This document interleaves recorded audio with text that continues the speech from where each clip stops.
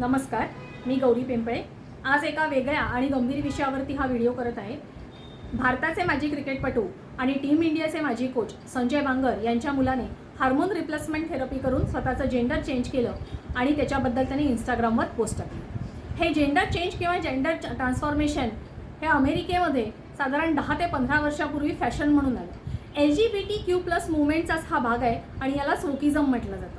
सुरुवातीला same sex relation किंवा same sex मॅरेजपासून सुरुवात झाली आणि आता ते जेंडर चेंज किंवा जेंडर ट्रान्सफॉर्मेशनपर्यंत येऊन पोचले। एका ठराविक वयामध्ये मुलांना किंवा मुलींना आपलं जेंडर वेगळं असावं वाटू शकतं आणि त्याच वयामध्ये ब्रेन वॉशिंग करून की तुझं जेंडर हे नाही तर दुसरं आहे आणि म्हणून तुला हार्मोन रिप्लेसमेंट थेरपी करून जेंडर चेंज करावं लागेल असं त्यांना सांगितलं जातं आणि त्यांचं जेंडर चेंज केलं जातं। आणि अशा प्रकारे बऱ्याच मुला-मुलींनी जेंडर चेंज केलेली आहेत अमेरिकेमध्ये। काही राज्यांमध्ये तर कायदे असे आहेत की त्या मुला-मुलींच्या आईवडिलांनाही कळवलं जात नाही की ही ट्रीटमेंट त्यांच्यावर सुरू आहे आणि ती ट्रीटमेंट त्यांच्यावरती सुरू होते आणि यालाच म्हटलं जातं वोकिझम। LGBTQ+ मूवमेंट हीच वोकिझम आहे। अमेरिकन राष्ट्राध्यक्षपदाची निवडणूक आत्ताच नोव्हेंबर 2024 मध्ये झाली। याच निवडणुकीमध्ये वोकिझम हा एक महत्त्वाचा मुद्दा होता प्रचारामध्ये दोन्ही बाजूकडून। डोनाल्ड ट्रम्प हे अमेरिकेचे 47वे राष्ट्राध्यक्ष म्हणून निवडून आले।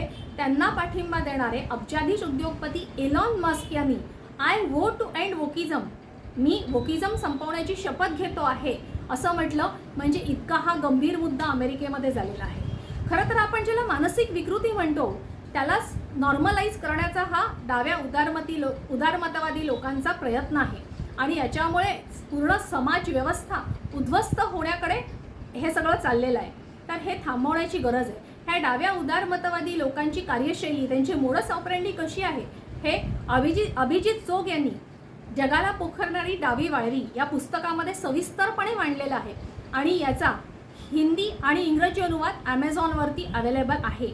तर जरूर हे पुस्तक घ्या, वाचा। हे कशा प्रकारे मानसिक विकृतीचं नॉर्मलायझेशन करतायत, ते न्यू नॉर्मल म्हणून त्याला जगापुढे आणतायत आणि ह्याचा परिणाम हा कुटुंब व्यवस्था तसेच समाज व्यवस्था उद्ध्वस्त होण्याकडेच होणार आहे। आत्ता ही केस आपल्या समोर आली, बातमीमध्ये आली, इंस्टाग्रामवर आणि सोशल मीडियावरती हे फिरते म्हणून कळलं। बऱ्याच जणांना याच्याबद्दल माहीत नाही आहे म्हणून हा व्हिडिओ केला। पुस्तक वाचा, ज्याच्यावर चर्चा होऊ दे। या व्हिडिओवरती कमेंट करा। महिलांना आणि पुरुषांना दोघांनाही माझी विनंती आहे की त्यांनी जरूर प्रतिक्रिया द्याव्यात। आवडला तर हा नक्की पुढे पाठवा। धन्यवाद।